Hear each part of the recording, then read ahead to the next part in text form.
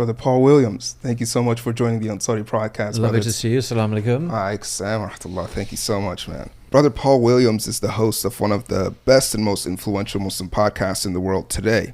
His list of guests are most impressive, with an array of theological, philosophical, and scientific experts. His work is helping to cultivate and empower Muslims to become more adventurous and to become more than just mere unadventurous conventional contributors, but true shapers of contemporary philosophical and theological discourse during a time of extraordinary change and opportunity. And for that, Brother Paul, we thank you and welcome you to the Ansari podcast. I'm very happy to be here. Thank you very much for inviting me to your place in Texas. Oh, it's awesome having you. One of the things that I find, you've spoken about this a lot, but I would really like to look at a Islamic lens, or just honestly your findings on near-death experience, and are we getting the full picture? I just want to give you one example of some research as a way into this subject. So I'm not going to address the broad themes, because I want to show you some remarkable research that's been done, or share with you, that you can access now on YouTube. Now I'm looking now on my iPhone. I took a screenshot of it earlier. This is research done by academics at the University of Connecticut here in the US, in a peer-reviewed academic article. And the article is entitled "Near-Death and Out-of-Body Experiences in the Blind: A Study of Apparent Eyeless Vision." So the authors were Professor Kenneth Ring, who's a professor at the university, and Sharon Cooper at the University of Connecticut. You can get this online. I googled it earlier today. What's the fuss about this? Okay, so these people, these researchers, looked at cases where people who had been born blind, so they've never seen in their lives. They grow up and they have a so-called near-death experience. So they're clinically dead, and they have an out-of-body experience. That's what they claim. That's what these individuals who have this experience claim. So I'm born blind. I have a car crash, terrible car crash. Virtually dead or dead. The brain stopped. Heart stopped beating. I suddenly find myself outside of my body, looking down on the scene. Or in the hospital, and I can see what's going on, I can hear what's going on, and I'm obviously revived because I'm reporting on, I don't die forever. And I make these claims. Well, I saw this happen, I saw that happen, I heard this happen. And a lot of these stories have been fact-checked. They've been independently checked. So how could this blind person have seen these things in very specific detail about what people were doing? So this academic study looks at these claims, or these personal testimonies, in a lot of detail, because a lot of research has been done in this subject. And they recount what the claim was, and then they see if there was any independent corroboration. And the answer is yes. Over and over and over and over again, these people who were blind saw what was going on, and they did indeed see. It's impossible for them to have seen, but they did see somehow. And then these academics look at possible explanations. So they look at, physical explanations, materialist possible explanations as to how this could be possible, and then they come to a conclusion themselves. And they come to the conclusion. They use academic language, of course, it's not modern. We present and evaluate various explanations of these findings before arriving at an interpretation based on the concept of transcendental awareness. Now, this is, of course, an obscure academic way of saying that they did happen, these experiences, they were authentic, and that the mind is somehow, the consciousness was transcendent. It comes from a transcendent source. In other words, they're denying the possibility or the reality of any materialist explanation. So they affirm that the most plausible explanation is that these people really did see these things. They were revived, and they're still blind. So the only time they saw anything was when they were dead. Now, there have been other studies where people have been born deaf. They have an out-of-body experience, and they hear everything that goes around for the first time in their lives. They have an out-of-body experience. They hear voices, and they recount what they heard when they're revived, and they get better. I heard the nurse say this, the doctor say this, and so on. And this has been independently corroborated by actual, usually by doctors and professors and academics themselves. So it's tested. So it's not just like wild claims. And the things they saw or heard in these deaf and blind people were very specific. Things they could not have possibly have seen and heard from just general knowledge. Specific details of procedures in a hospital or something. And you're saying that these doctors would then validate and be like, I actually did say this. I actually did do this. Yeah, it's validated. So there's a lot of research now that suggests that this phenomena, these outer body experiences, are real.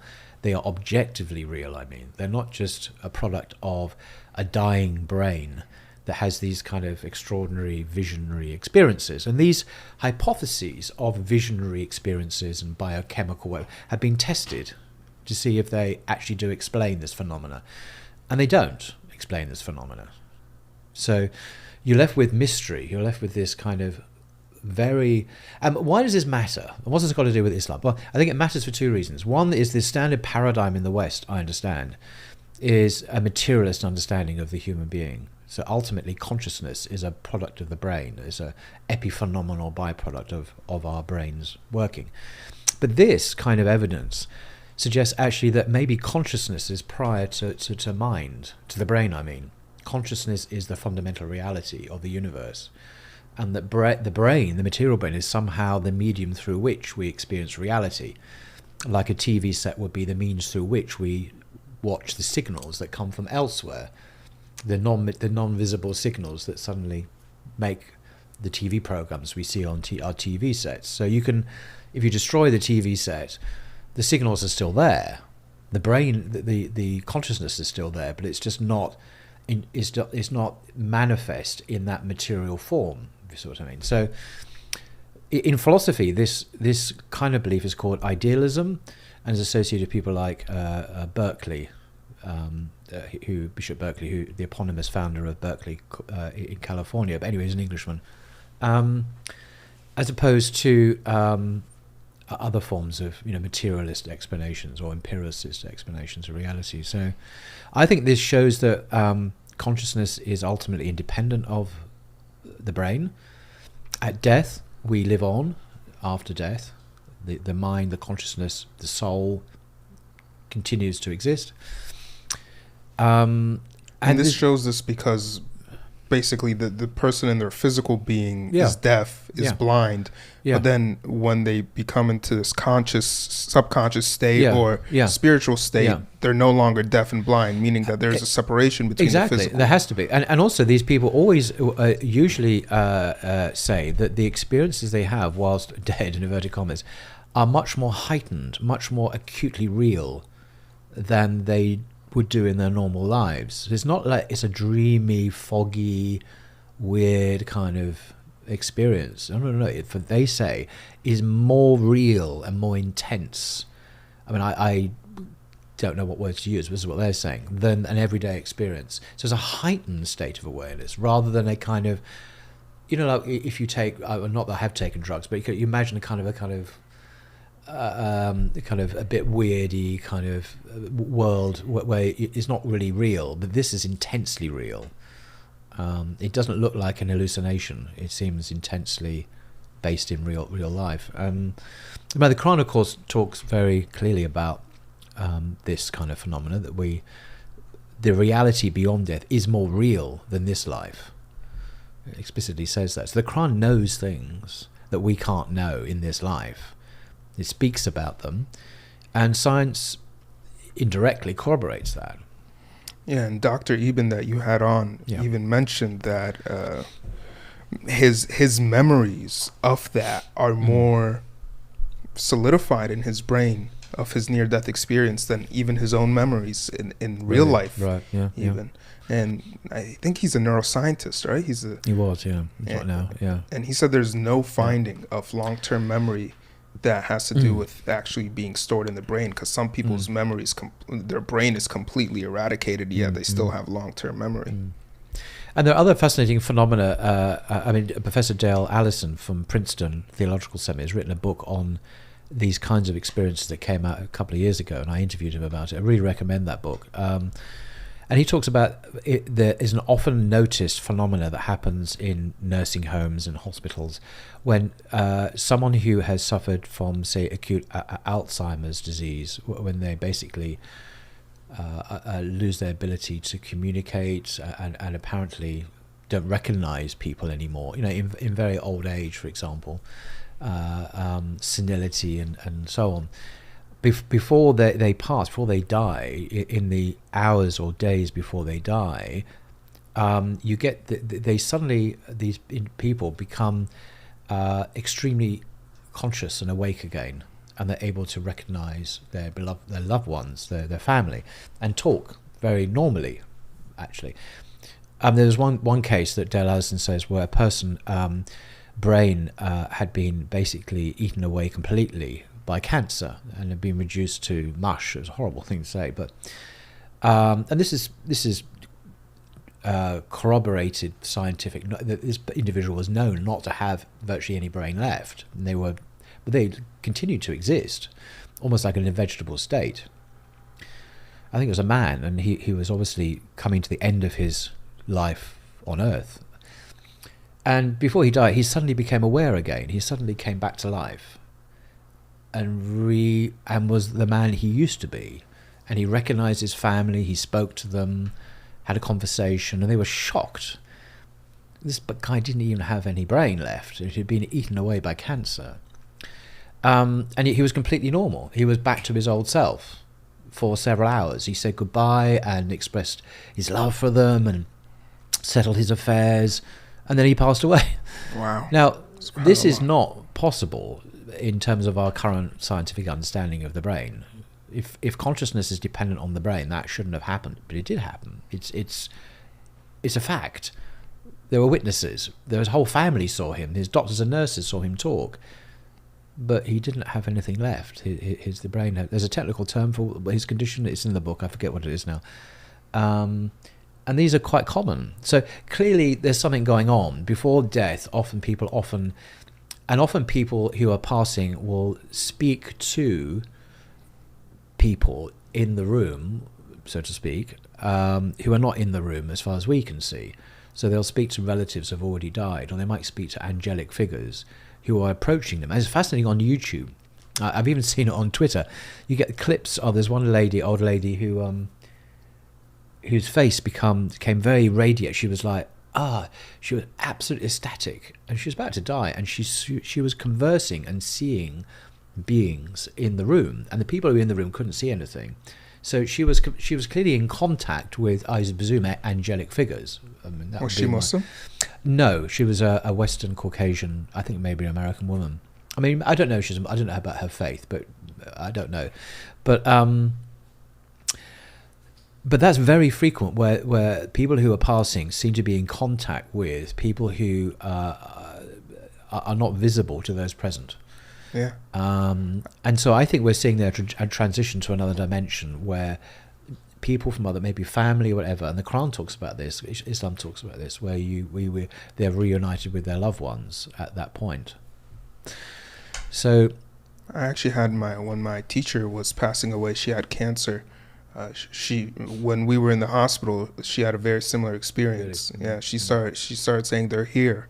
Really? We're like, who? And she started saying the angels and saying how they filled the room. She actually died that night. Yeah, very common. It's a very common, and this was known about in our popular culture, in our societies until the beginning of basically the 19th century and the medicalization of death, where we removed it from people who died at home usually, and then now we pass away in hospitals, surrounded by technology and nurses and whatnot, and these experiences were basically forgotten about or ignored completely, because how do you process this stuff medically? It's just doesn't fit within our paradigm of material causality.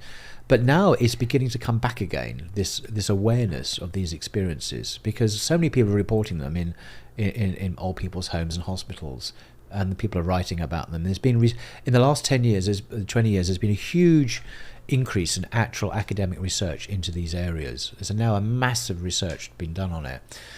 And these phenomena are taken really seriously. They're not being dismissed.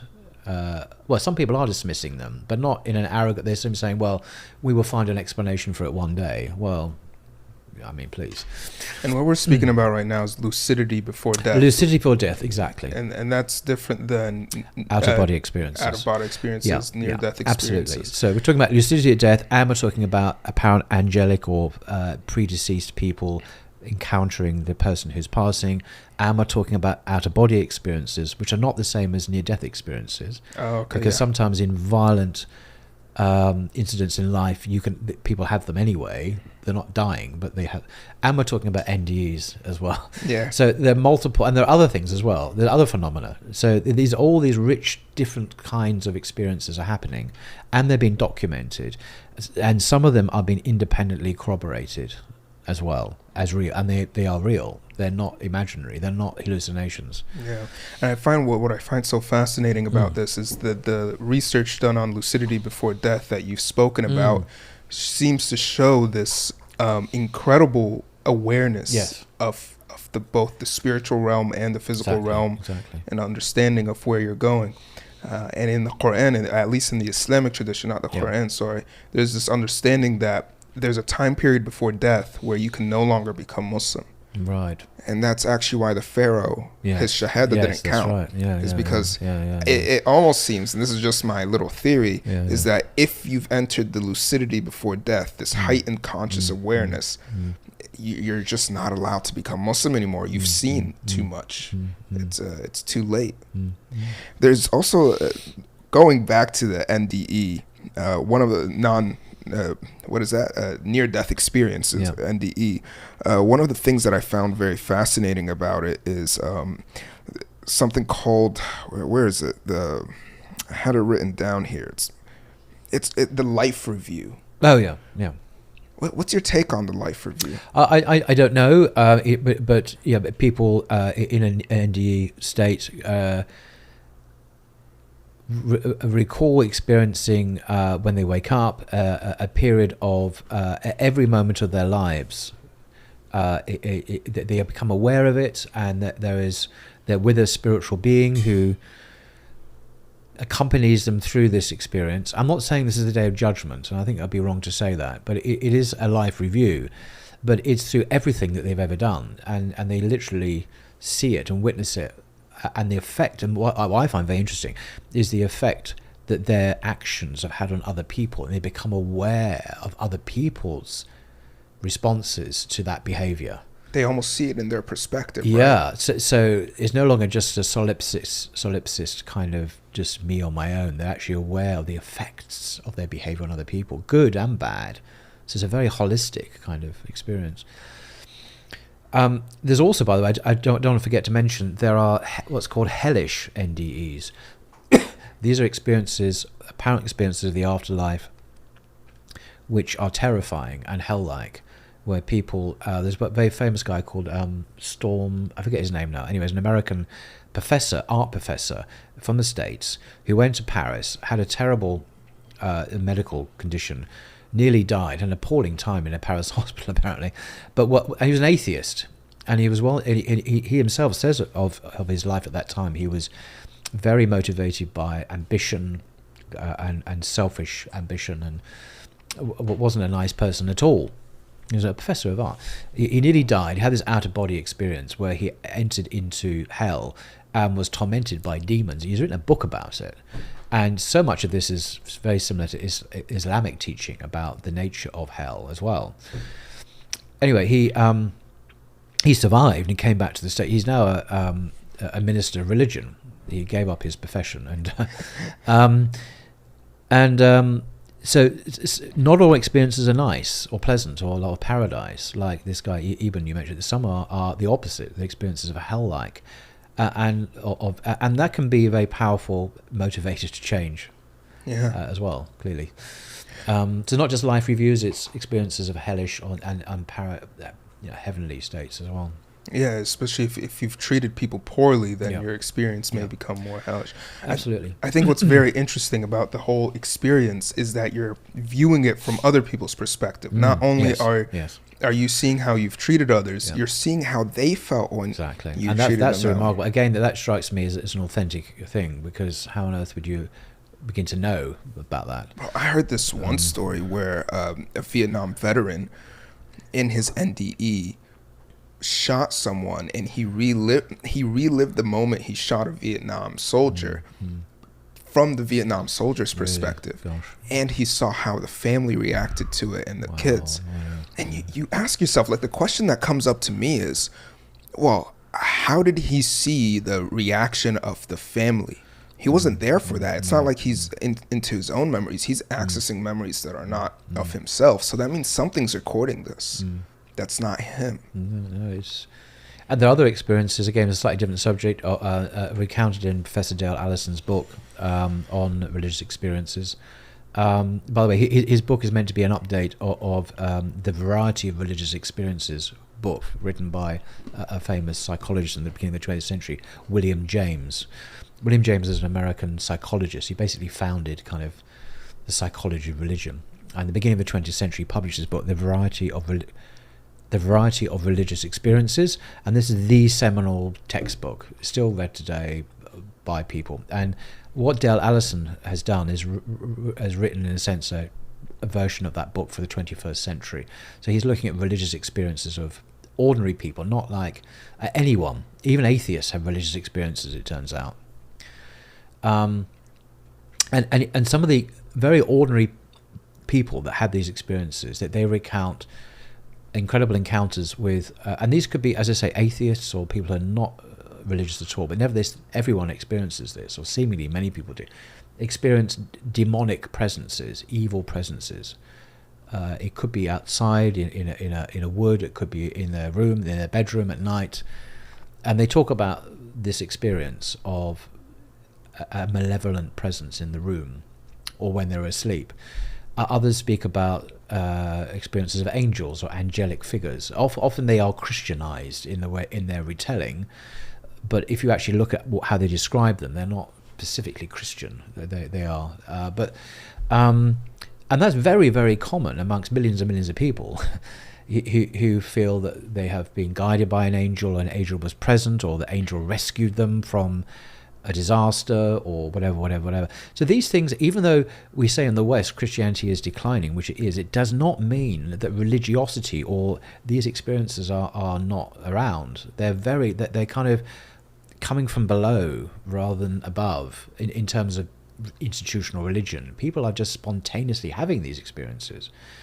So that kind of popularist kind of religiosity or spiritual encounter is very common, and irrespective of the fortunes of the church.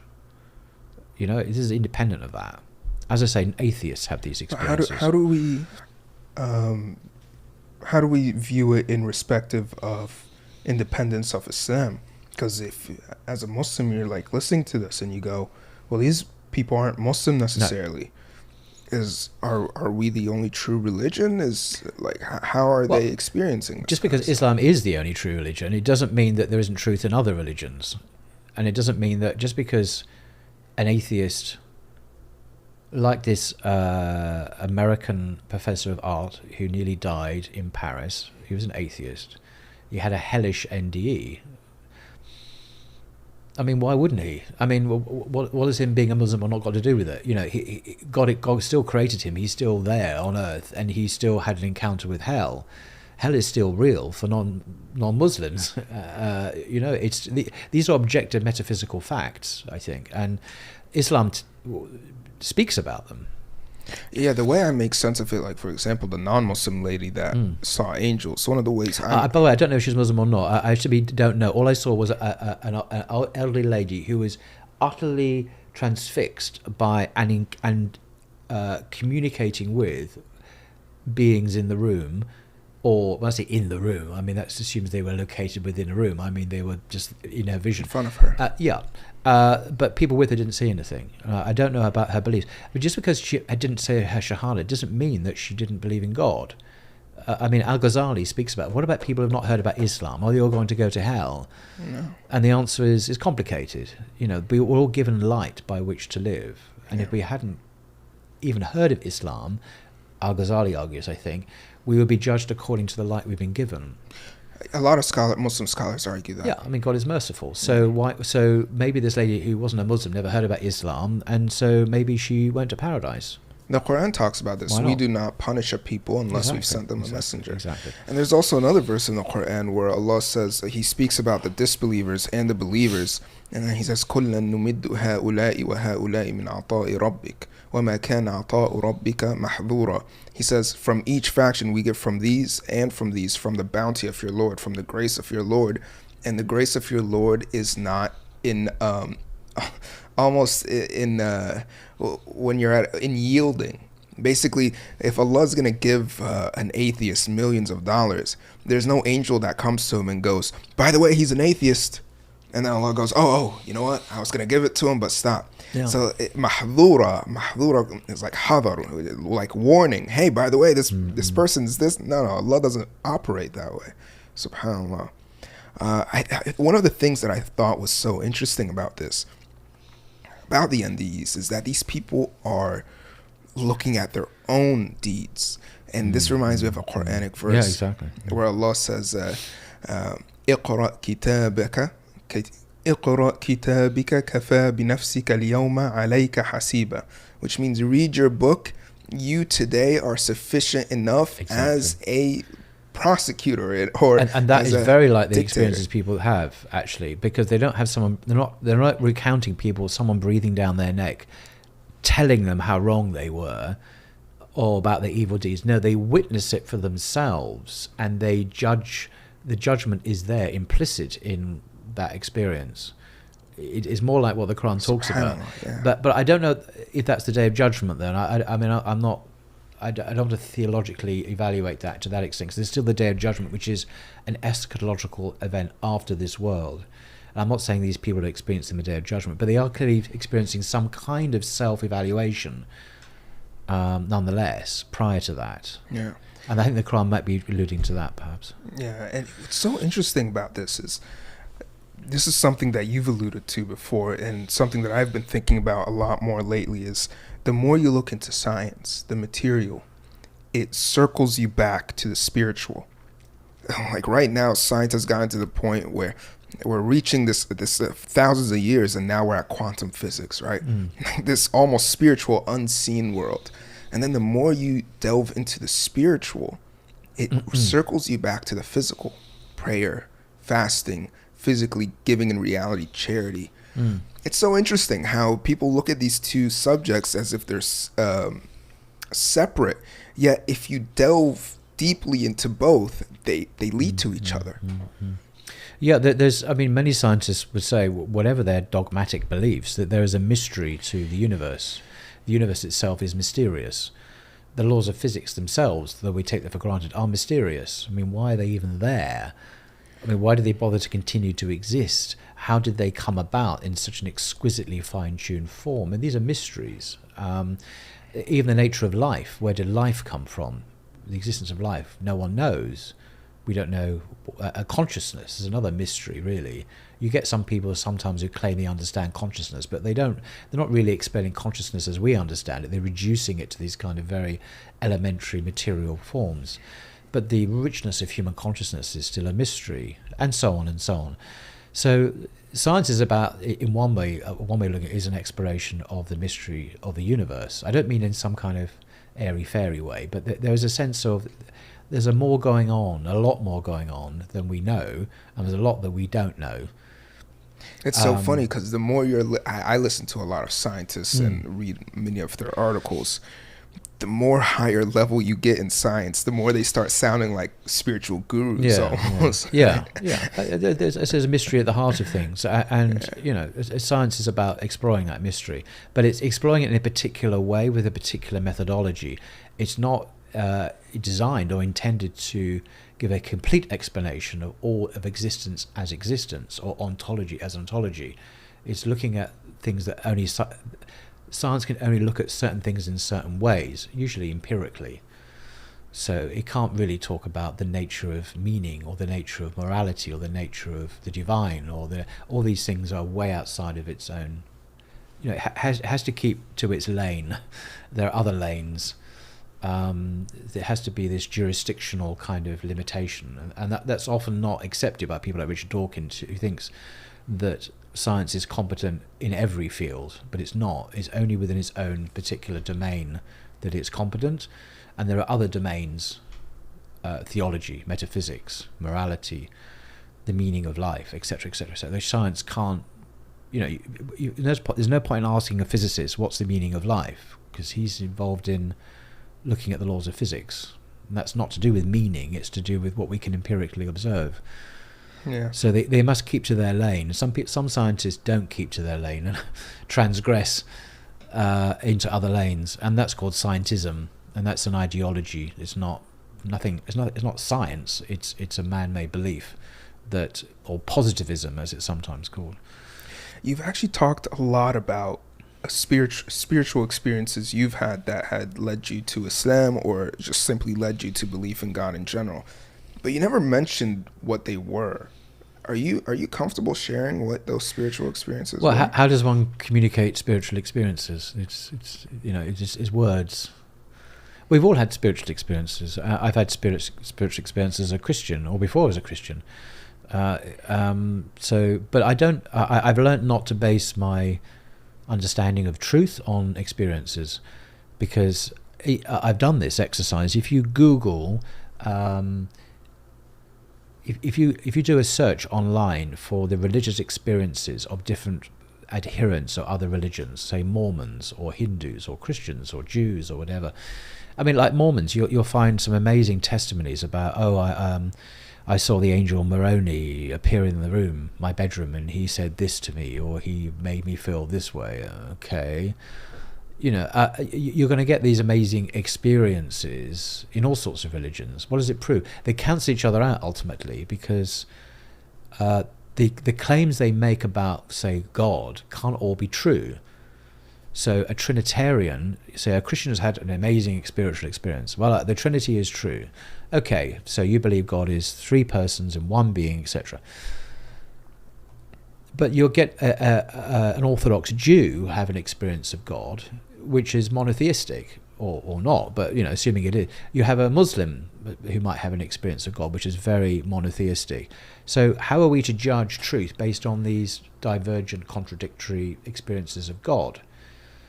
You can't do it, and that's just God. I mean, you're going to get radical, liberal, LGBT, Presbyterian Christians who will tell you that God is created transgender and wants to bless trans or whatever. I mean, because they've had this experience. Or, people will talk like that. I mean, what does it prove? It doesn't prove anything. So I think ultimately we have to follow the Kran's method, which is to use our intellect to reflect and think, and rather than just base our lives on experiences, because they can be very subjective and misleading, I think. I'm not saying all religious experiences are misleading. I'm just saying because of the multiplicity of them, we can't use them for grounding our truth. Yeah, a grand measurement, right? Yeah, I mean, a lot of religious experiences are real, yeah. Whether it be experiences of out-of-body experiences we've mentioned, or maybe experiences of the demonic, can be very real in this world. Why not? I mean, it doesn't matter what you believe. If you encounter a demon, you encounter a demon. You could be a Hindu, an atheist, a Muslim. It's not about the religion. It's you're encountering a demon. And Islam speaks about these realities. Right. It doesn't generate those realities. It speaks about them. And that's why the Quran never tries to poke at those experiences. It pokes at, like you said, your reasoning, your logic, your thinking. Yeah. But anyone can experience these things, whatever their belief system is. Yeah. That doesn't question the Quran's truth system. It confirms it, because these are real things. And Islam speaks about them, and a lot of religions do, but Islam speaks them in a particularly pure, uncorrupted form. Other religions have been altered, like Christianity, which has made a god out of Jesus. Doesn't mean that Christians don't experience angels. Maybe angels do pop in and out. I don't know. I have no idea. You've spoken a lot about the collection of the Gospels. It's honestly, I've basically memorized your take on it. You're basically an expert on the on the Gospels. I've spoken to a lot of experts. That's true, but I'm not an expert. Is a collection of the Quran and Hadith in any way as fragile as the collection of the Gospels or any other Christian source? Yeah, it's a good question. Short answer is no. No,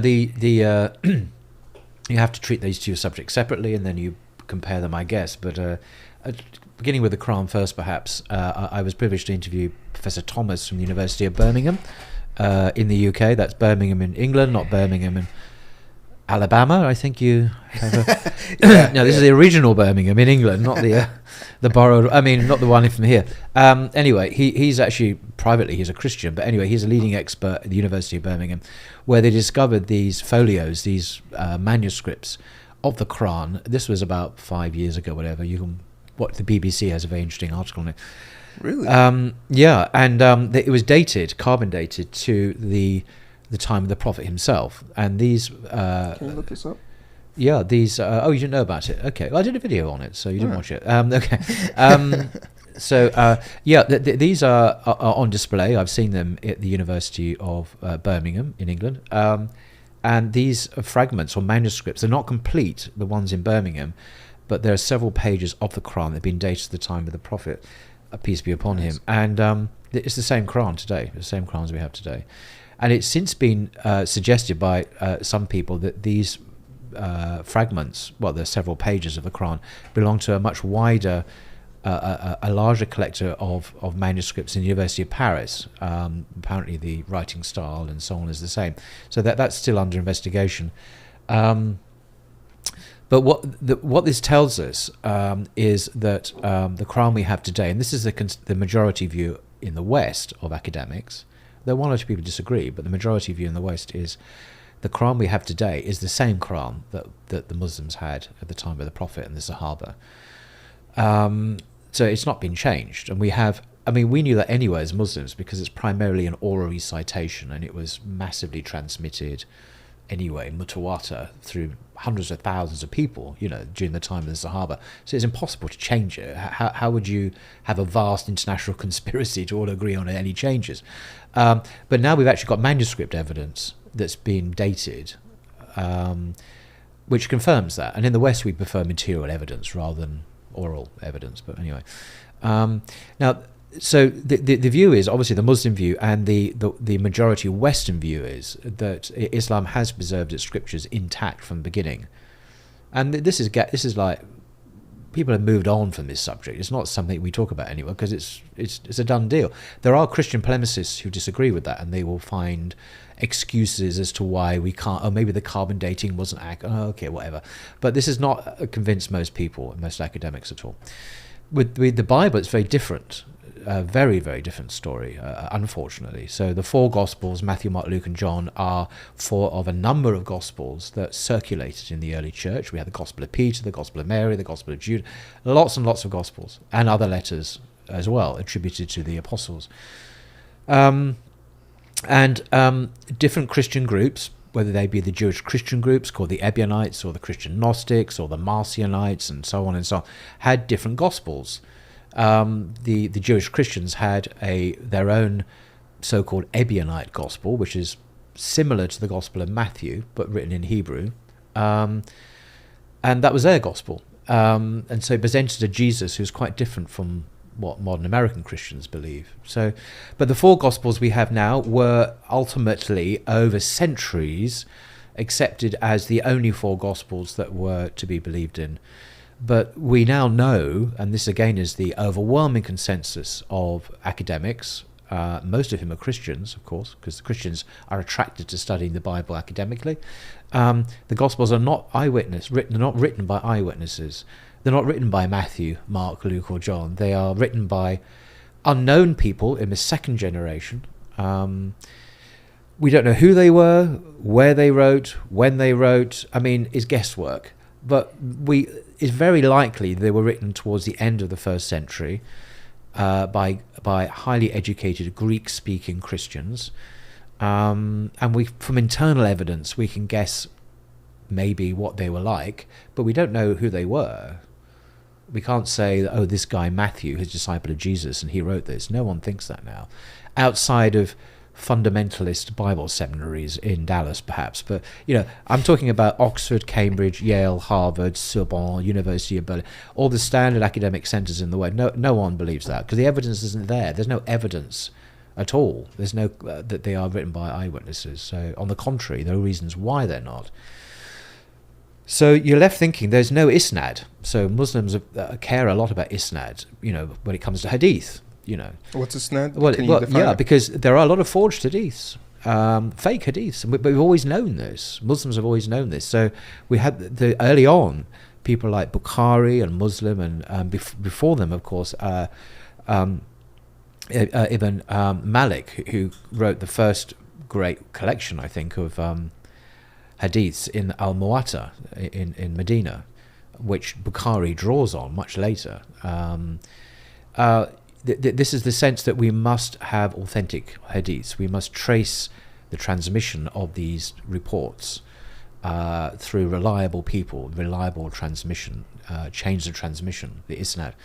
And so this was done very early on in a very sophisticated way, anticipating a lot of Western scholarship on the Bible, really, in terms of checking sources, reliability, and so on. These tools were developed much later in the West as well for the Bible. So we have a lot of authentic hadiths, and they're called collections of Bukhari and Muslim and the other collections. But there's a lot of fakes. But the problem is with the Bible, we have fakes that have been discovered in the Bible now. This is, again, the vast majority of scholars accept that there are there are forgeries in the Bible, books that claim to be written by apostles that are actually fakes, written by people whose intention is to deceive the reader into thinking they are written by famous people like Peter or Paul. So some of Paul's letters attributed to Paul, claimed to be by Paul, are commonly accepted to be fakes by experts in New Testament, and these are Christians. Why do they say this? Because the evidence is very clear that Paul could not have written or very unlikely that he would have written these things. So, but these facts or these conclusions are not known by most Christians, because there's a huge gulf between the Christian academy and the so-called ordinary Christian who goes to church. They don't know these things. I think it's absolutely fascinating that someone such as yourself is saying this, because one of the reasons you left Christianity is the inauthenticity of their sources, of how the Gospels were collected. And so the fact that you were able to then maneuver and study Islam and go verify, because I was born and raised Muslim, and you from the outside going, yeah, actually everything you were told about how the Hadith was collected and the Quran was collected, it's true. Well, I mean, to be fair, just because the Quran can be shown to be very early doesn't mean the Quran is true. And just because we have authentic reports from the Prophet doesn't mean the Prophet was a prophet. I mean, technically speaking, he could still not be a prophet. It doesn't follow that we have reliable text, therefore... my telephone directory may be perfectly reliable. It doesn't mean... Right, but at least we have the framework down, right? No, I'm not trying to refute. I'm just saying that there's a next step to be taken. So, right.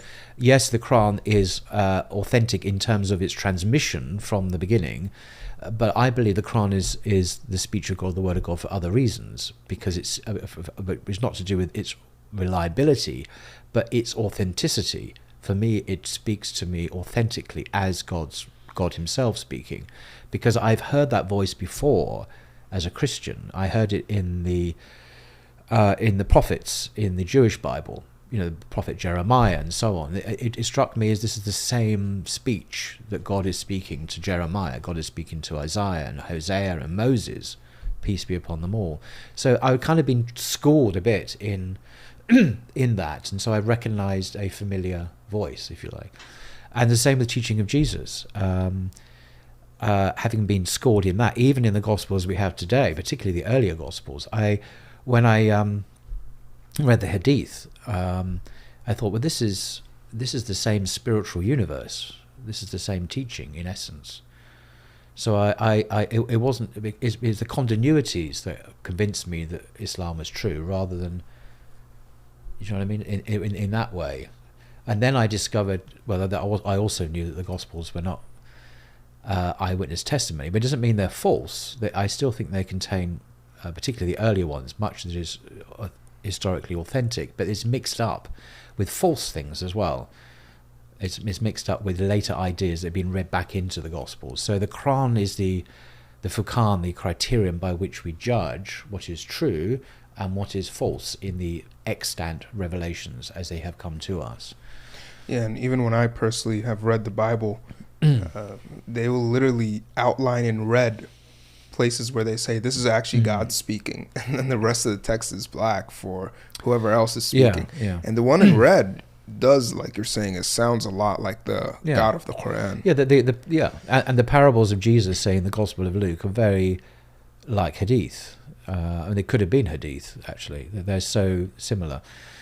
And so, in one sense, it was easy to accept that Muhammad was a prophet of God spiritually. It was difficult culturally for me to do that, because accepting that he was a prophet meant becoming a Muslim. Right. And becoming a Muslim in the West is challenging. Down upon. So that was the issue, rather than, And you mentioned that there's a separation between the Christian scholars and even the Jewish scholars to their own common people. Nomad Ali Khan and others have referenced how when they speak to rabbis, many rabbis say that they actually do believe that the Prophet Muhammad, peace be upon him, was a prophet, but that he's for the Gentiles, he's for the common man, and then the Jews already we're good, we're set. And then you had a very famous episode with a Christian scholar, one of the top in the world, and he said that Prophet Muhammad, peace be upon him, was a prophet. That's right. Professor Keith Ward, he's a professor at Oxford. He's Britain's probably most senior Christian theologian and a philosopher. He's excelled as a theologian, as a philosopher. He's an ordained priest in the Church of England. He's quite elderly now, but I've had him on my channel a couple of times. I've been honoured that he's come on. And I knew what he thought about the Prophet Muhammad, upon him be peace, because I read his books. So when I asked him, for the sake of everyone else, Britain's leading Christian theologian, what do you think? Do you think Muhammad's authentic prophet of God? And he said yes, and explained why. That wasn't news to me, or that was perhaps news to a lot of other people. But I then went on to ask him a follow-on question, which I hadn't prepared, because it just suddenly occurred to me to ask him, what about his colleagues, his Christian theologian colleagues and philosopher colleagues? Now, this is at the highest level. We're not talking here about church leaders. We're talking about, I say, Oxford, Cambridge, Harvard, Yale, etc. The top elite of the Christian academy in the world, because he is part of that elite group. What do they think about the Prophet Muhammad? Oh, yes, he says, they virtually all believe he's the prophet as well. I think that's what he said, virtually all. I wrote the quote down for a talk I gave a few days ago here, so I didn't misrepresent him, but it's virtually all. I thought, what? And I wasn't expecting that answer. And I went on to ask him why Keith Ward himself had not embraced Islam, and that's a different subject, and he gave his answer. But I wanted... Why though? Well, well, there's two things. I want to just dwell on a second. Why does the Christian ulama, as I call them, why have they accepted the Prophet Muhammad is a prophet of God, firstly, and then ask why they don't become Muslims? And I think the reason they do, and Keith Ward didn't elaborate on this, but I think it's fairly obvious. These are highly educated people. They're not idiots. They've read the Bible. They know their Bibles well. They're experts, and they also have studied Islam, because it's, and so. If you've got to know Moses of the Bible, if you've got to know the prophets, and you believe that God has sent prophets, and then you come across another prophet from the same region of the world who teaches the same message, who is clearly an extraordinary human being, what's not to accept? Why would you not accept that he's a prophet? Yeah, I mean, it's a no-brainer, really. So I think they've just seen the obvious and said, yeah, well, God clearly inspired him too, because it's the same message. Well, why would you accept Moses and not Muhammad? Peace be upon them both. They're pretty much the same. The Quran even suggests that they are very similar. So I think that's why. Now, the average Christian, of course, is often not average, but many Christians who are not scholars don't know that. They don't know anything about Islam, and they don't really know about their Bibles. Most Christians have not read their Bibles from cover to cover, by the way. They've not, I mean, everything. They've not gone from Genesis to Revelation. I would say 90% of Christians have not read their Bibles. It's a good exercise to do, actually, if you're interested. Very revealing. You wouldn't believe what's in that book. Anyway, but why don't these people become Muslim? These scholars? Because, well, Keith Ward gave an answer which immediately struck me, as I've heard this before in the Quran. He said, well, I don't need to. I follow the tradition of my fathers, and my his denomination, his religion, and he doesn't feel a need to convert. I mean, the Quran says this. Well, even when they're wrong, you still follow them even when they're wrong, because these are Trinitarians. So he didn't feel a need to convert, but I didn't find that very compelling. But that's him. But it's between him and God. But he was very clear. Not only was Muhammad a prophet of God, but the Quran also was the word of God as well, and yet he hadn't converted. How about why then do Christian scholars not give more reverence to Islam, or at least try to teach their people to be, I don't know, kind? Well, Keith, I think they tried to, but Keith Ward said that Christians in general don't listen to Christian theologians. They don't listen to them. Like, he complained about that on camera. They just don't pay They don't pay them any attention. Yeah, they just ignore them. I mean, they find them boring, I think, is what it is. Well, maybe, but if I was to ask the average Christian in the street to name a Christian scholar, I'm pretty sure they wouldn't be able to name a single one. I get this at Speaker's Corner all the time. I say, your scholars say this, this, and this. And they say, no, they don't. And I say, okay, well, can you name me a single scholar that agrees with you? And they never do. They don't know anything about the scholars.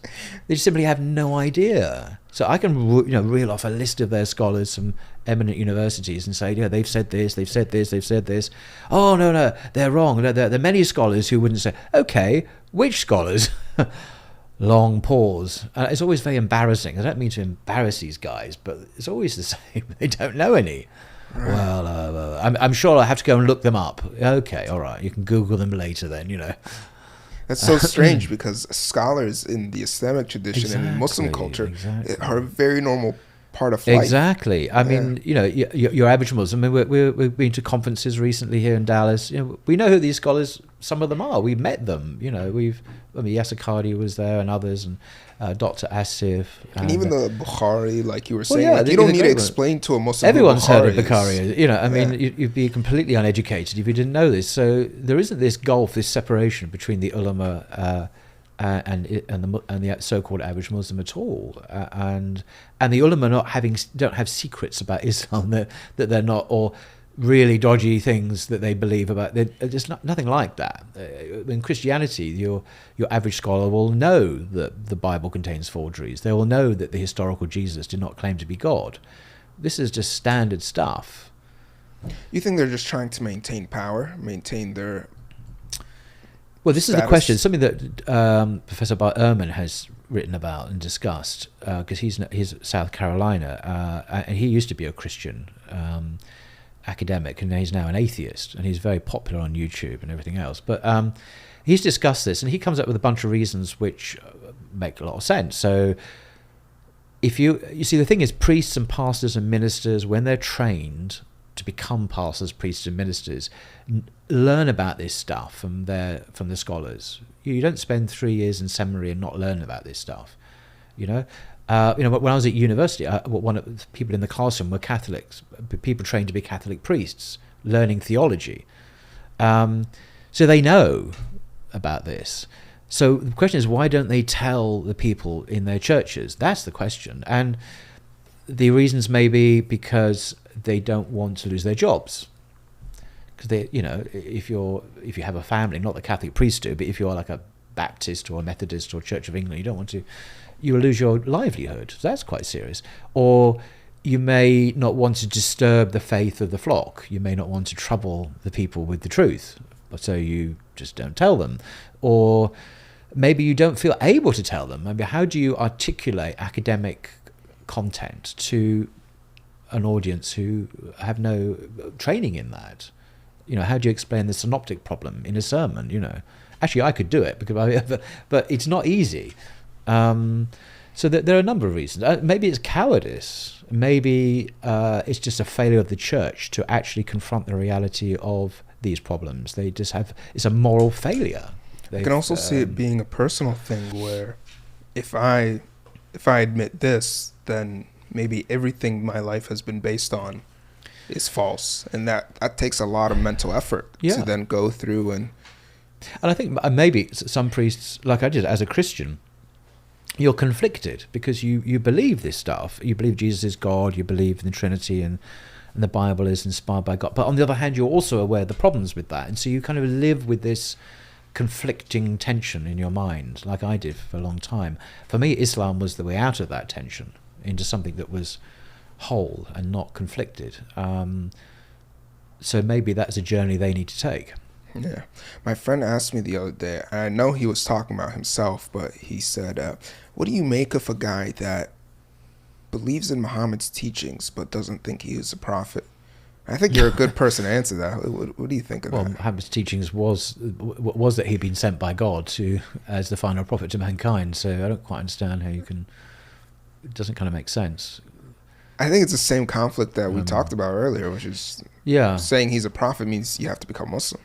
Yeah, well, yes. So that's the issue there, I think. Yeah, because it's not just an intellectual assent. You're actually expected to join this community, which then has all sorts of political, social consequences, which is quite a big deal for a lot of people, actually. Yeah. Let's take a little 5-minute break just so I can get some water real quick. Okay. If you Google Birmingham Quran, or maybe you found it already. Did you find it? Yeah, I wanted to... images of it.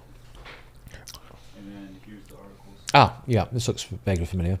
Yeah, Birmingham AC UK. Yeah, so you will find exactly. If we can find the New York Times article, we'll pull it up. Because basically, saying the Quran we have now is the same Quran. Yeah. And this is the evidence. And when I went there with some brothers, they read the Quran there, and the people who are Hafiz of the Quran, they said, it's the same. They could read it straight off. This is the time of the Prophet himself. SubhanAllah. So game over. There's no longer an issue about it. Yeah. This happened when? Oh, this was discovered. Well, it was dated around that time. But the Quran, obviously, that existed. It just wasn't identified and catalogued and classified as a very early Quran. They hadn't really done their research. So some researcher came along. It was a late woman actually, and she did some studying. I thought, my goodness me, this Quran is very old. And so they carbon dated it and everything, and it was discovered to be from first century Hijra. The first Hijra. Well, I mean, it's from the first century. Yeah, it's from the first century. I mean, yeah. Are we good to go, Rahim? Yeah. So that's worth knowing about, actually, in terms of conversations with others, Christians and stuff. Yeah, so... because there is nothing from the first century of Christianity. There is literally no manuscript evidence at all, anywhere in the world. No one's ever thought there was. There's nothing from the first century in Christianity. And the second century, you've got a credit card-sized fragment of John's Gospel, P52 it's called. And that's it. I mean, you have to really go to the 3rd and 4th centuries before you start getting more bigger manuscripts. So only in the 4th century do you have the whole of the New Testament. This is 400 years after the birth of Jesus. And you're saying this Quran was discovered when? Well, it was dated. Well, if you get the New York... maybe get the BBC... Okay. Back up, sorry, to the first paragraph. Written on, sat for nearly a century, unaware of it. So people didn't realise how significant it was. And then it was dated until, here we go, the researcher in Birmingham. There you are, there's the story. Wow. So they found this Quran, and it's dated to the 1st century after the Prophet, peace be upon him. It's dated at the time of the Prophet himself. At the time of the Prophet himself. Sorry, if you scroll up again, sorry. This is the guy I interviewed. He's a professor at University of Birmingham. He's actually a Christian. We were bowled over, startled, says Professor of Islam University. And if you scroll up again... 1,370 years old, and Islam is 14... There we are. 1400. Tests done by Oxford Radiocarbon Accelerator Unit indicate a probability of more than 94% that the parchment dated from. So that's the age range, or the date range. Wow. Rahim, can you pull up this Quran? Yeah. This is what it looks like? If you could click on that one, the BBC one, actually. I prefer the BBC article because it's... And so this basically ends all conversation about the authenticity of the Quran, right? I think so. There are some scholars who don't think that's the end of the subject, but a small minority. You always find a minority in any subject who question it, because you get some people like Jay Smith. You may not. I don't know if you've heard of him. He's an American. I'm very embarrassed to say he's an American. Anyway, he's a missionary, anti-Muslim missionary. He's been around for years, and he says this proves, because of the date range, that the Quran was written before the lifetime of the Prophet Muhammad, because the date range is actually before, it starts before his birth, because carbon dating is not a precise science. You have a range of possible dates. So he thinks this proves that the Quran wasn't authored, has nothing to do with Muhammad, it came from before him.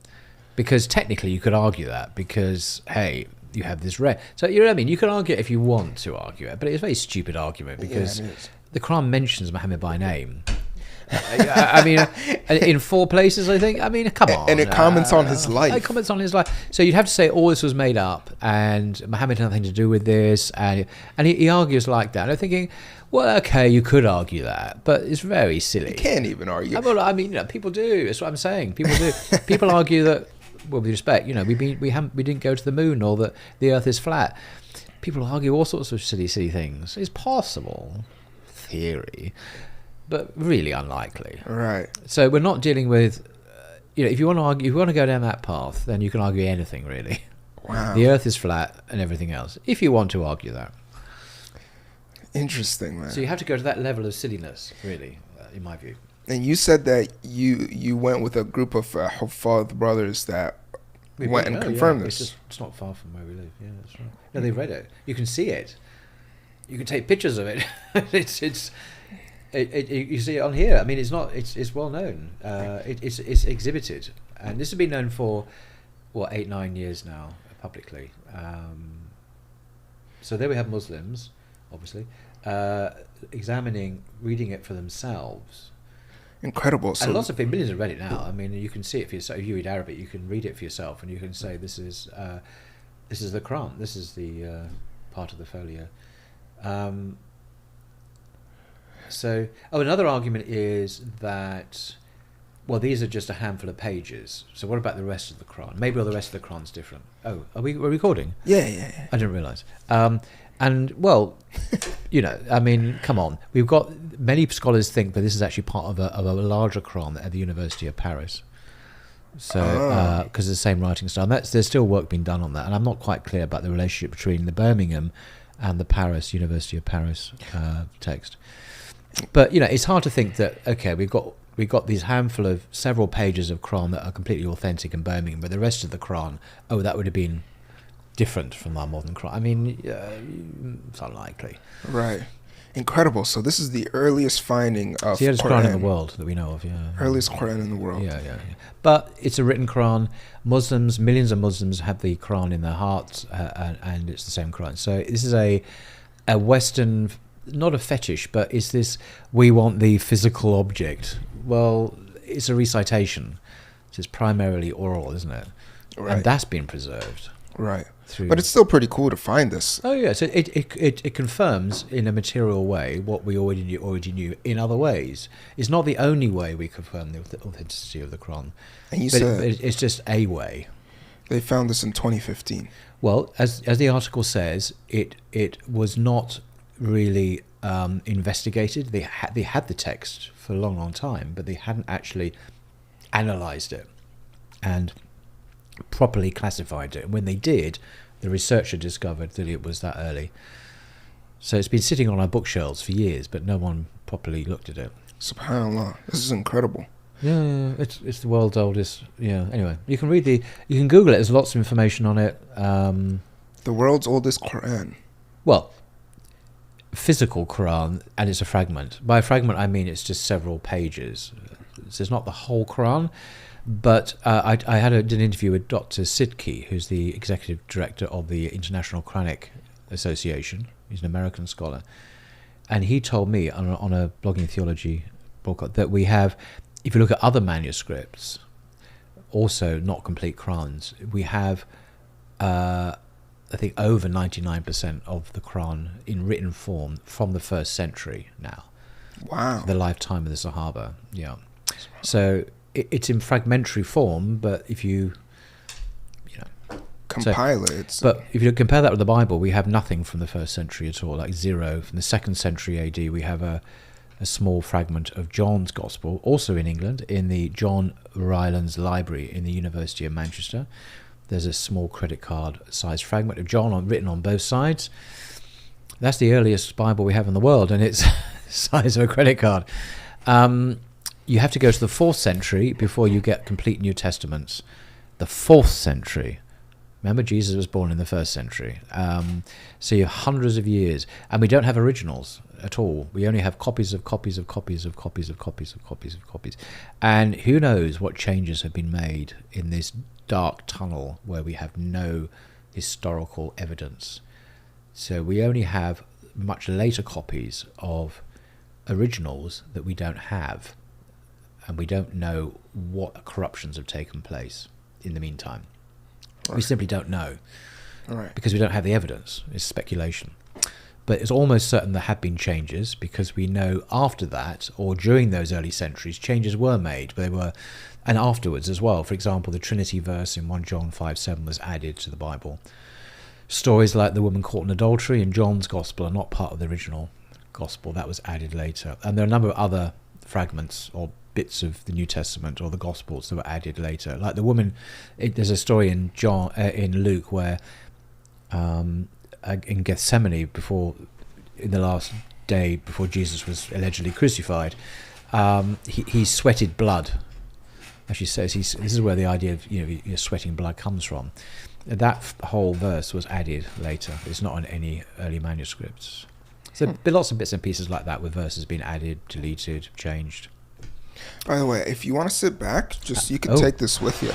I can, and have a biscuit. Yeah, you can take this back with you too. So what, you two are talking, and I'll have a biscuit while you're talking. I remember when I was a child, my father told me a story that I don't know the source of it, but it resonated in my mind, which was during the time in which the Spanish were trying to remove the Muslims and kick them out. The Spaniards sent their best spy, basically their James Bond, and they said to go and check on the Muslims and tell us whether we can revolt against them. And so he goes and eavesdrops on the Muslims, and around actually my age, from 20 to 30, 35, and he hears and listens to what they're talking about, and he's listening to them talk about philosophy and theology and contemporary issues and politics. And he goes back to the Spaniards and he says, we can't attack the Muslims now. If we do, we'll fail. And so he waited, at least the story goes that he waited about 7 to 10 years, and he returned to the same age group.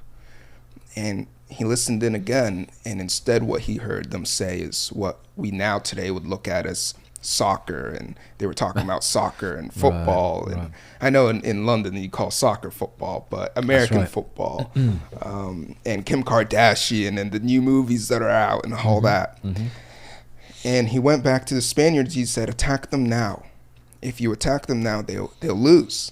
And surely these Spaniards were able to kick the Muslims out of Spain.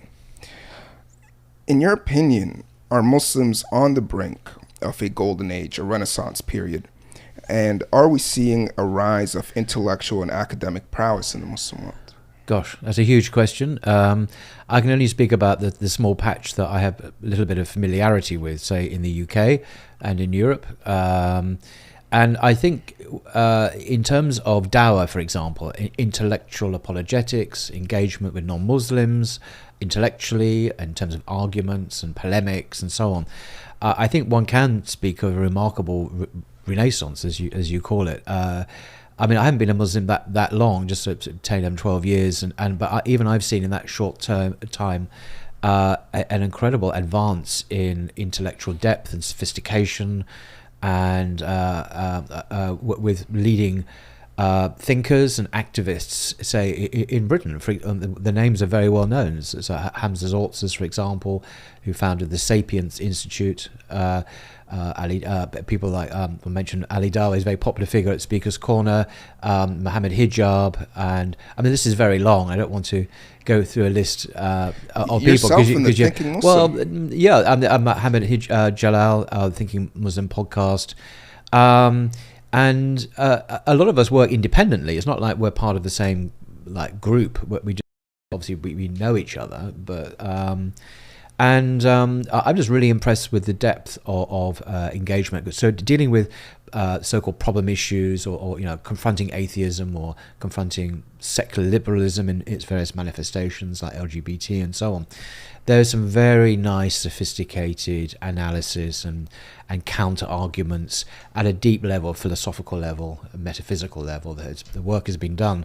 So, and a lot of it is academically credible and scholarly, and that's great, actually. So, I think in terms of intellectual fortitude and armory and ability to withstand the hegemony of the liberal secular West, I think we have the tools to do that. It doesn't mean, though, that's not speaking to the wider political context. I'm not saying Muslims now have power in the West, but we have intellectual power. We have intellectual credibility, I think, which we perhaps didn't have in the West before, to that extent anyway. Right now we're seeing a fall of Christianity, and you've spoken about this before, the statistics and the data coming out from Western data institutes talking about how there's the fall of Christianity. Do you think that's actually good for Islam? I mean, right off the bat you think it is, but is it? Well, I think the challenge is more complicated than that. I think in the West, certainly in Europe, but not all of Europe, Christianity is in terminal decline, absolutely. So I spoke to Professor Linda Woodhead. She's a professor of the sociology of religion at King's College in London. She's an expert on this, and I spoke to her on my channel. And yeah, church attendance is in free fall. Institutional religion is no longer central to people's lives at all. Only a tiny minority have any real institutional involvement in the Catholic Church or the Anglican Church or the Methodist Church and so on. But globally, that's not the case. So Christianity is very much in the ascendant in parts of Africa, South America, particularly parts of the Far East. It's still very robust in parts of Europe, like Hungary or Poland, Eastern Europe, Russia, of course. But it is in the decline in Western Europe and in the United States, I'm told. Perhaps not as steep a decline, but there is a retreat, I think, of the Christian faith from the public square in terms of its impact. But I'm not going to speak to your situation here. But so I think it's complicated, and we can't generalize from the European experience. Around the world there is strong Christian presence. But Islam is much stronger, though, in terms of its numbers and political and social presence globally. It's the fastest growing religion in the world, and so it will outstrip Christianity in a matter of years, really, before maybe by the middle of the century. It's interesting that the places and regions you've listed are also actually more welcoming to Muslims than the liberal secular West can be sometimes. Even Russia, for example, that they don't usually insult Islam. No, but President Putin has made some very strong statements, and I've no reason to think he's not being sincere, condemning the assaults on Muslim believers intellectually and physically. So in a way we don't really see so much in places like France or Germany, where this sort of thing happens with almost approval, or sometimes initiated by the state, attacks on Muslims. That's an interesting thought, because right as you were saying that, it completely switched my framework of thinking. I was like, wait, hold up. What we're facing in the West may be the fall of Christianity, and this is the hatred towards Muslims, rather than in true Christian countries, they don't have as much of a hatred towards Muslims, maybe.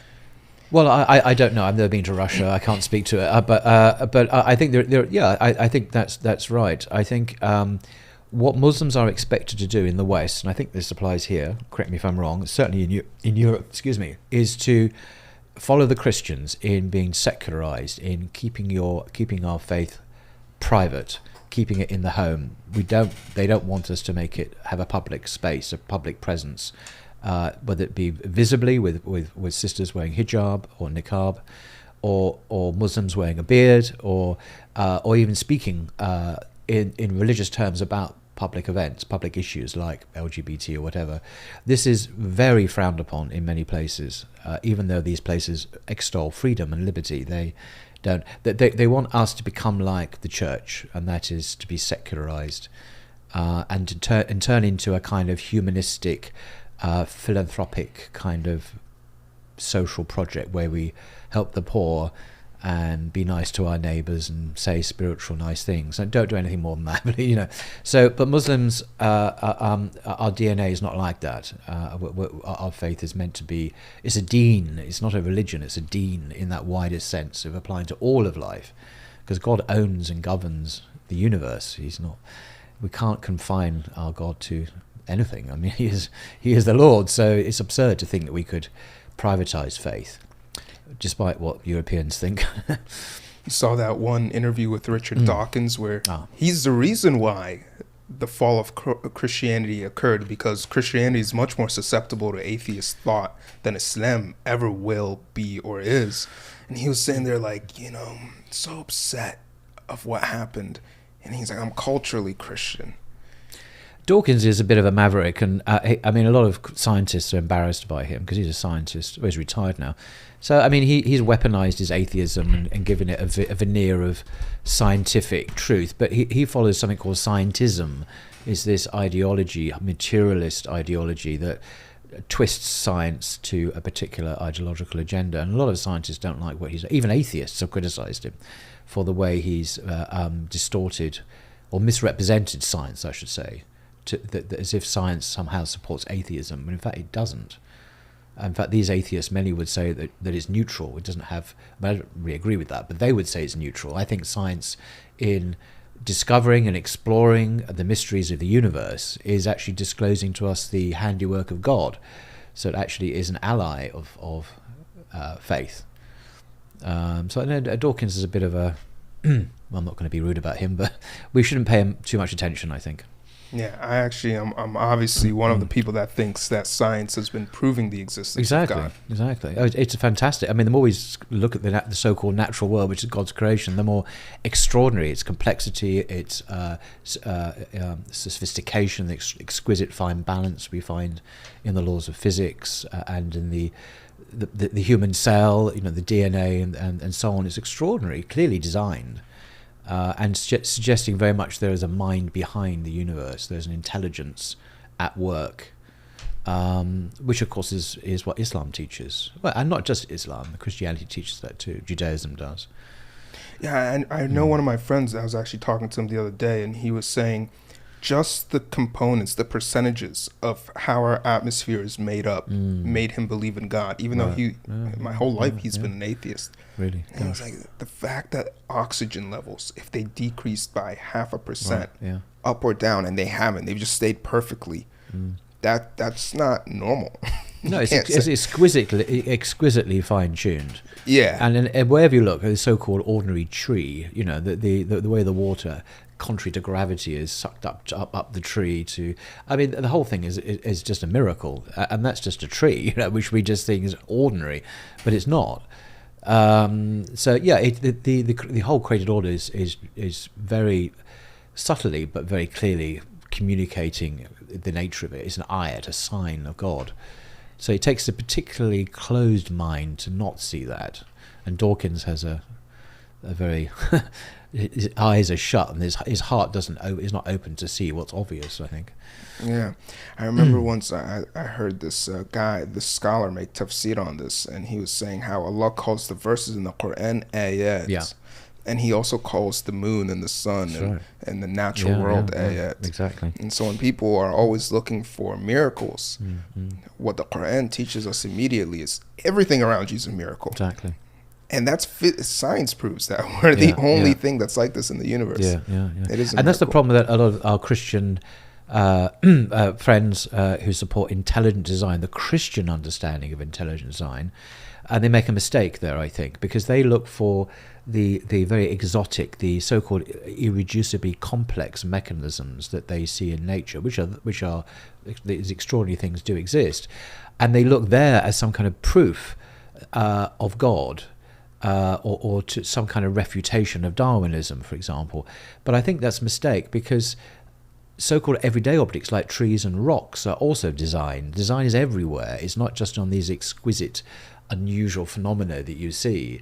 And in just focusing on those particular phenomena, they leave themselves open to scientific refutation later if a mechanism was discovered that could explain in so-called naturalistic terms how these things came about.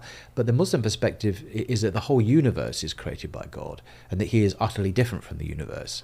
So the mere existence of the universe is something that calls for explanation. And everything is designed. As I mentioned, rocks and trees and water and birds. It's not just the exotic, it's the apparently mundane. And so there is I think some Muslims have kind of hitched themselves with the Christian ID movement, but that's not really what the Quran says, I think. It speaks of everything being created, and you can see the signs of God in all things, even the apparently everyday things like, as I say, rocks and trees and grass. These are also miraculous, rather than these kind of really exotic things. Do you see what I mean? Yeah. And this actually, one of the theories that I have that I shared with you earlier, I firmly believe that the fate of America and Europe will be similar to that of the Mongols, where the Mongols entered the Middle East and completely demolished it. And then in a span of 100, 200 years, they themselves became Muslims. I actually think that that the people in the West will become Muslim and bring Islam back to the East. What do you think about that? Well, Islam has always been present in Europe. Actually, this is a common mistake that non-Muslims make. They think Muslims arrived 2 or 3 generations ago, and many, of course, did arrive. But we've been present in Europe for nearly the whole 1,400 years. So, we have an English king, King Offa, who died in 798 AD, who produced a gold coin in England with the Shahada on it. King Offa. You can Google OFFA, and it had Offa Rex on the coin. That means King. Rex is Latin for king. King Offa. And on the other side, it has in Arabic, the Shahada. So the question is, why did he create this coin? He was known to be a Christian. So I think this might have been for commercial reasons, for business interactions with Islamic Spain, which of course was the superpower of the time in Europe. Islamic Spain is famous for being a center of scientific development and culture and civilization. It had street lighting and baths when the rest of Europe didn't have anything, and people certainly didn't have baths regularly. It was that's the reality, and Islamic Spain was there for many centuries. And we have Bosnia. We mentioned Bosnia earlier. So Europe has had a Muslim presence for a very, very long time, but this is a new wave of Muslim immigrants, and because of the decline of the church and of Judaism as well in Europe, Islam is becoming the only presence of monotheism, of Tawheed, a belief in the one God in Europe. Is the only religion witnessing to that fact and calling people to the faith of Abraham. There's nothing new about Islam. It's the old religion of mankind. It's the only religion doing that now. So if people want to have a spiritual path that is in accordance with their fitra, their natural disposition, not an artificial faith that requires belief in a God who died and then is immortal and rose again, and all these kind of bizarre ideas that some religions, Islam is it conforms very much to our created disposition. Then Islam is the answer. So I think it will predominate, but by natural attraction, I think, rather than conquest. The Mongols, that's why I'm not comfortable with your metaphor. The Mongols conquered through violence. I think Islam will permeate Europe through. Well, in this case, genius Europe is the Mongols. Oh, I see. Right, I misunderstood your metaphor. Yeah. Because it was actually just that the Mongols conquered the Muslim world and then by natural attraction became Muslim. Right. Yeah. Okay. Yeah. So I think that natural attraction will prevail, inshallah, eventually. But surely, I mean, you did a study on, or you had a video about was Shakespeare Muslim, a very interesting video. And one of the reasons why you couldn't definitively say so is because he lived in a time where it was Britain was definitely Christian and no other religion was allowed. That's right. So we are living in do you think we live in a unique time of Muslim influence in Europe and population? Well, Muslims are the underdog in Europe. We have very little power, and when our representatives do acquire some political office, like in Britain, they often just throw away all their Islamic values. You know, that they're usually, not always, but usually silent on Palestine. They just accept the secular agenda on everything. So, you know, which is a tragedy, really. But I think, as I say, one day I think we will be the only remaining monotheistic presence in Europe, and that will provide, and it is providing, an attraction already. We see what's happening in Gaza at the moment, where many people, Westerners, are reading the Quran for the first time. This is not a result of dawah. They're just wanting to read the Quran, and they're so impressed by the incredible faith and fortitude of the people of Gaza under genocide, that they haven't seen anything like it. There's nothing like this in the Christian churches, which is just bend over backwards to whatever the ruling ideology says. They conform to it, but Muslims are not doing this. They're resisting the occupation and the benefits of the Zionist liberal democracy. Right. And they're resisting it with their lives, and this is impressive. So what is making these people tick? And it's their faith, of course. So people want to know about it, and they're reading the Quran for themselves. Alhamdulillah. You saw I don't know what they call him. The Pope got in trouble for like saying something derogatory about gays. Yeah, it's so weird that a pope gets in trouble with, Yeah, that's interesting. Pope Francis is strange because he's famous for saying, who am I to judge about gays and so on. And if you read that comment in context, it's not quite so, incendiary as it sounds.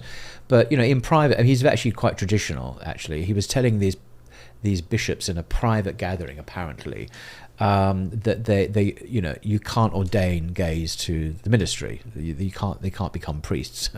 That's just pretty, so much for who am I to judge? And then he used this word, which I won't repeat, which is a derogatory term. So what's going on? I mean, who is Pope Francis? He seems to have this kind of friendly, pro whatever image, and yet the reality also is that he's a typical old kind of Italian guy who doesn't want them in the church and uses abusive language. Woo, who is so it's been a real eye opener for many liberals, I think, in the West about him. They kind of forced him into being. Oh, we had to back. Well, the right? Vatican backed down. Yeah, I think the press office quickly sent out. He doesn't really mean that. He loves everyone, but yeah, right. I don't know. The church is conflicted. It wants to appease the West, doesn't want to be in tension with the West, really, and yet it has its faith. But most of the time, I think it kind of wants to support the Western agenda, really. It's not. It hasn't been historically like this, has it? No. I mean, the church, and during when it was in the ascendant during the Christian era, was similar to Islam in some ways. It was a holistic way of life, Christendom. There wasn't this separation between church and state. There wasn't this private realm, public realm. It was a public civilization, and in many ways it was quite Islamic in that it was like the deen. It covered all things. Now it's retreated into Sunday morning worship in the church and being nice to your neighbors. They weren't that nice to, they weren't like good.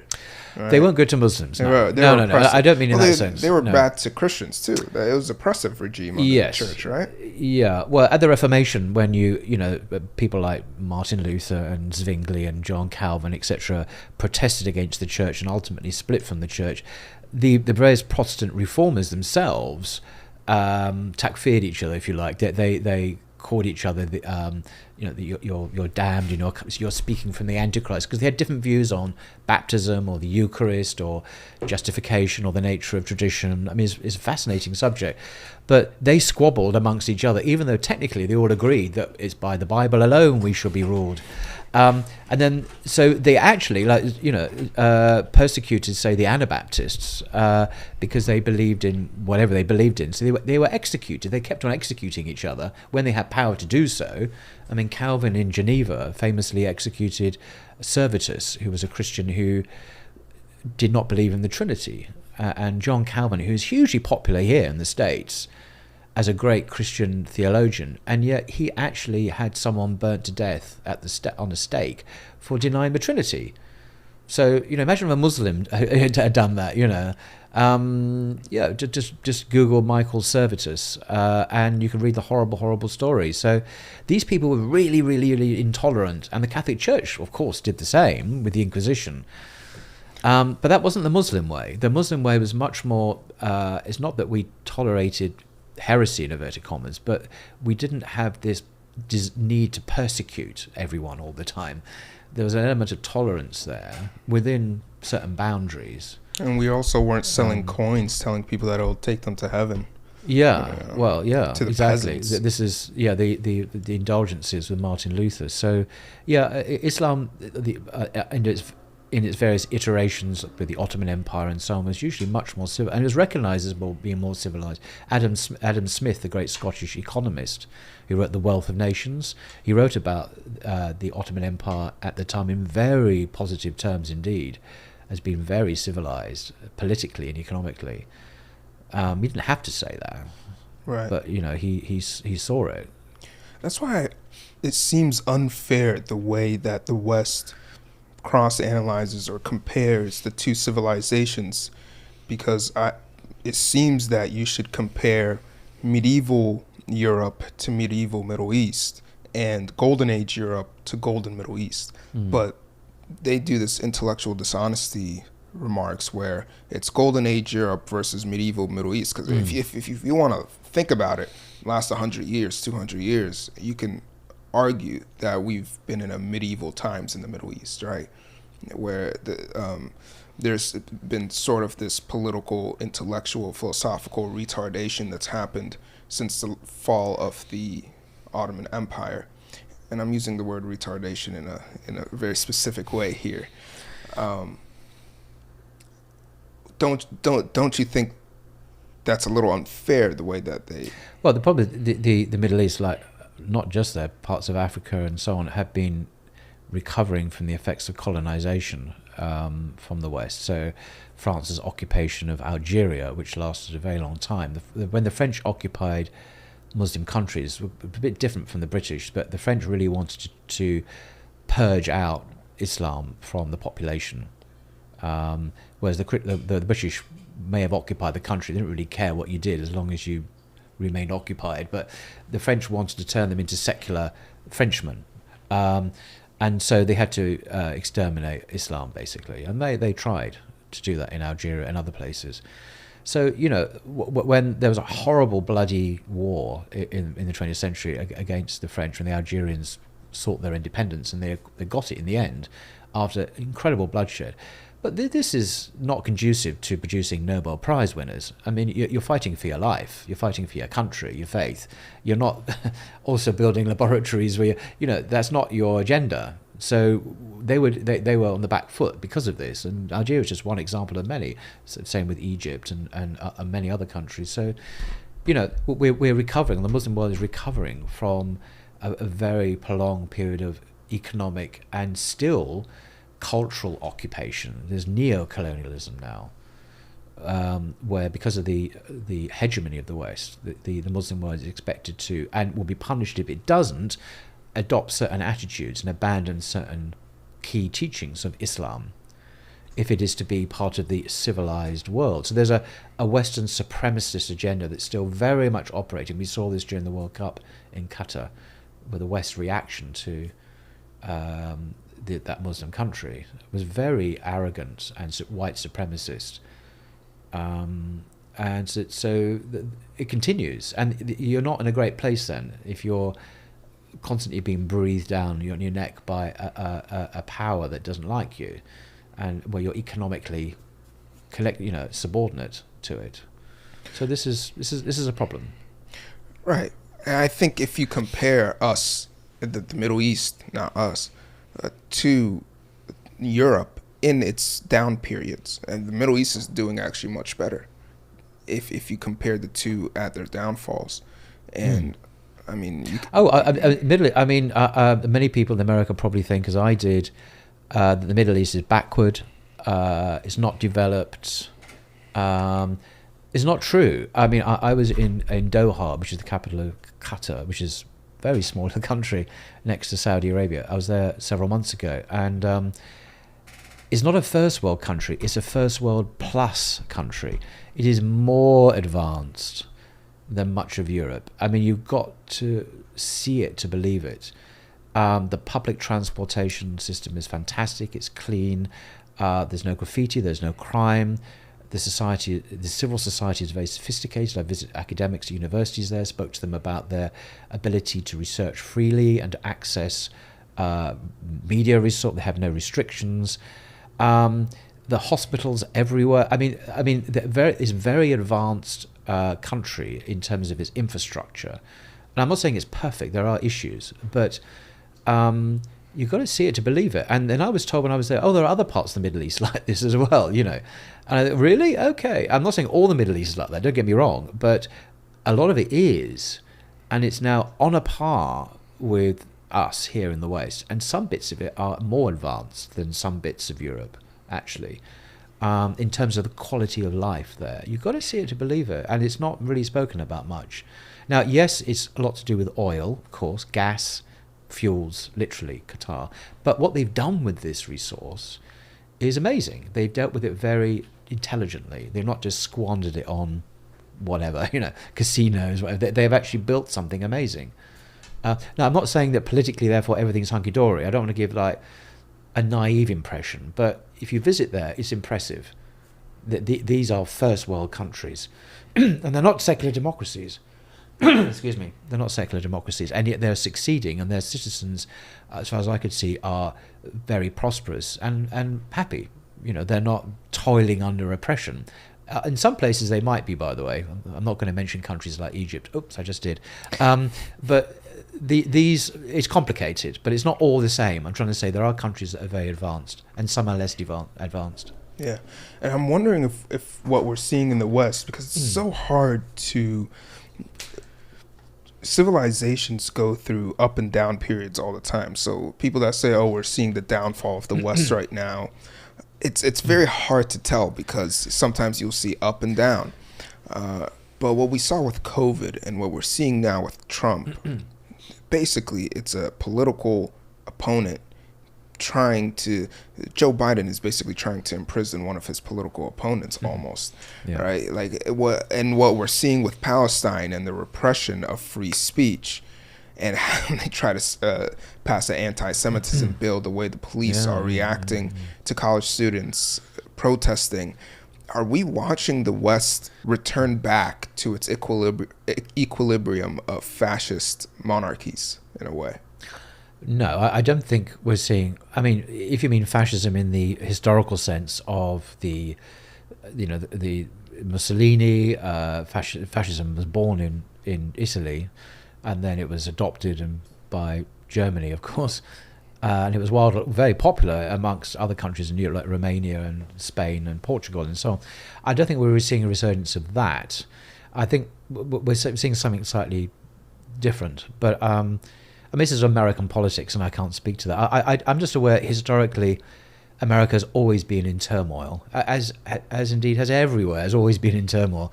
Like America in the 19th century was more peaceful. I mean, you had a civil war. It's always been messy and ghastly. But I think the West is in decline.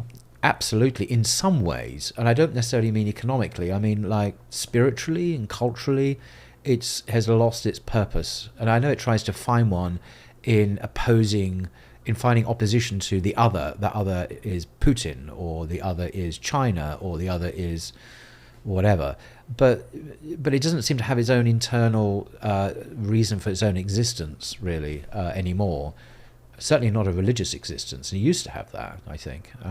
So I think it's a lost soul. And the world sees that. And what it has now really is brutal power to impose its will.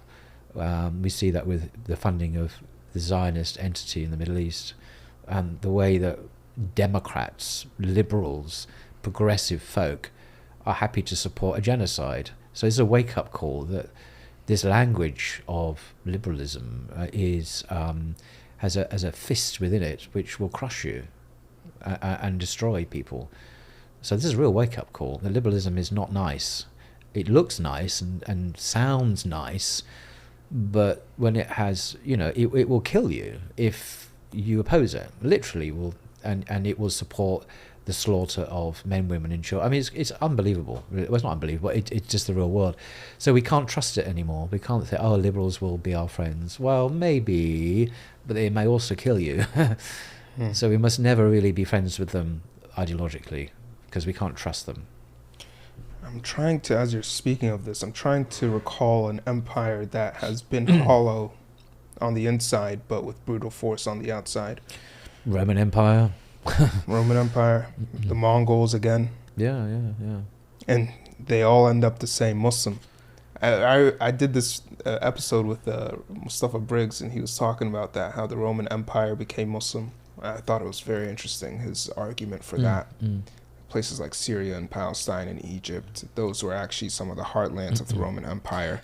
Yeah, because the people in the West think the Roman Empire ended in the 4th century when, I don't know, Italy and France and so on were overrun by the Visigoths. Well, actually, the empire continued in the East, and it became Christianized, and we call it Byzantine or Byzantium.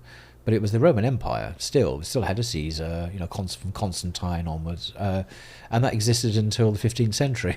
Right. And by that point, of course, it become part of the Muslim world. Muslim. Yeah. Yeah, that's very interesting. Right, yeah. I have this is I foretold this, that I would really enjoy talking to you, and so I'm so upset that we only have so much limited time. Yeah. Because I feel like I could talk to you all day, man. Inshallah. We're gonna get to the last part of the segment. Can we get cowboy hats? Okay. You down to do this? Yes. You offered me huge amounts of money to do this, and is there a right way to put it? No, you just put it on, do you? I'm gonna. Yeah. So I see. You basically you stuff it down, right? You stuff it down. Yeah. Okay. Do I have to start speaking with an American accent now? I mean, can you? Do you know how to? I can say water rather than water, and I can say butter rather than butter. So I've learned 2 words of your language, but I haven't put them in a sentence yet. SubhanAllah, it's so interesting because you're speaking American English the way I would speak British English, which is just not at all. Like you can't even. Okay. You're not even able to say water, are you? Water? Water. I had to, because in the hotel I'm in, I asked for butter and water, and they had butter and water, and they had no idea what I was talking about. And I realized I would starve to death unless I actually began to speak your language. So I was forced to learn to say these words in a way I don't normally speak them. Oh, I'm so glad you're here, man. I'm glad you're here in Texas. And to celebrate that, we got to make you wear a cowboy hat, Yeah, just don't show anyone this back home. If you ever come to England, inshallah, you'll be wearing I'll buy you a bowler hat or something and force you to wear it. I'm down. I'm down. Yeah, and force you to say water and butter. No, butter. Yeah, you got to practice it before you come. Butter. Yeah, butter. So this is the fun segment. At least I think actually the whole thing's been fun. But this is where we go through some speed rounds here. If you had one superpower, what would it be? Gosh. Can we come back to that in 2 minutes? Okay. Give me another one, because I need to think about that one. If you were to go back in time in one place, or in the future, whichever, but if you were to go back in time or the future and observe and or live, what time period would it be? And it can't be the Prophet Muhammad. Oh, that's what I was going to say. Yeah. That was the one I was going to give. Okay, at the time of Jesus then, peace be upon him, just to see his ministry. Obviously, I'd have to have the ability to speak Aramaic. It wouldn't be much fun otherwise. And why is that? I was just to see his ministry, you're saying? Yeah, as an extraordinary human being, actually. I mean, probably the most famous human being in the history of the West, and it'd be amazing to actually see and witness him. Yeah.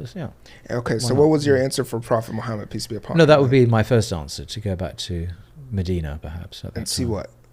Well, just to meet him, to see him, and to see the Sahaba, just to experience that whole incredible story, really, firsthand. Okay. Yeah. And if may Allah, Ameen, bless you with the entrance into Jannah, heaven, and all of us here. If Allah blesses you with that, inshallah He will, Ameen, what would you like to do? Do, in what sense? In heaven. Some people say they want to, play soccer with the No. Sahaba. Do they? Yeah. Seriously? Well, last week I want to play no, football no. with Umar ibn Khattab. Maybe he might be down. He could teach him. That's pretty far out. No. I think I'm quite an intellectually curious person, meaning I've got a lot of curiosity about existence. So I would enjoy actually, if it's possible, to understand some of the mysteries of our existence. So the nature of our life here on Earth, the purpose of our life and the universe as a whole. I mean, because the universe is so unimaginably vast. I mean the material universe, let alone the afterlife, which is even more vast. I'd like to try and understand what that was all about. I'm not sure we're told. Maybe we are. I haven't come across that answer yet. We are just very small fragments or items in our material universe, but I'd like to understand God's grander purpose for all of existence. Like look at different dimensions and Yeah, universes. just to understand what was going, because I'm certain that there is a lot more going on than I know of. That I think it's probably not possible for a human being to grasp, and I think maybe in the next life we will be given that understanding. That's actually my response to that question. Very cool. Yeah. Do you have one for superpower? Gosh, I have so many faults. It would be good to have superpowers for all of them that could remove that. I think one superpower, I want to be a much more humble, loving person than I am. That to be able to be really humble and loving towards other people. That would be. I'd like to be much more advanced in that than I am. So your superpower would be character. Oh yes. A super personality. No, I'm not talking about kind of power over nature, like walking on water and all that stuff. That's Spider-Man stuff. I'm not. No, I want something that matters, not. Oh, did you mean in that sense? Yeah, I did. Okay. Well, it'd be nice to walk on water, I suppose. But for what purpose, I had no idea. No, I think character superpowers in that sense would be much more important for me. Very interesting. Sorry if I disappointed you in my answer. No. I mean, that it's not like a Marvel cartoon thing here where, you could have control over this. And yeah. I thought maybe you would say teleportation, super mind, super genius. Well, okay, stuff. time travel would be interesting. Time travel would be good. Yeah, you could kind of peek into the past. Then you can kind of answer both questions there, huh? Yeah, so I guess that would be fun. But then the more you think about it, the more complicated it becomes, because you have to be like multilingual in all sorts of languages, and it gets complicated. But if all that could be sorted, time travel would be nice. Very nice. Ustad Paul Williams, that's all the questions I have for you. Good. Thank you very much. Thank you for your lovely biscuits and the embarrassing hat and the coffee and for Texas. Thank you so much for joining the Unsought Podcast. It was a pleasure having you. Pleasure to be When here. I heard that you were coming, I freaked out. I was like, we Oh gotta find a way. It's not good. Alhamdulillah. Okay, it's been an absolute pleasure. Any final thoughts before we head off?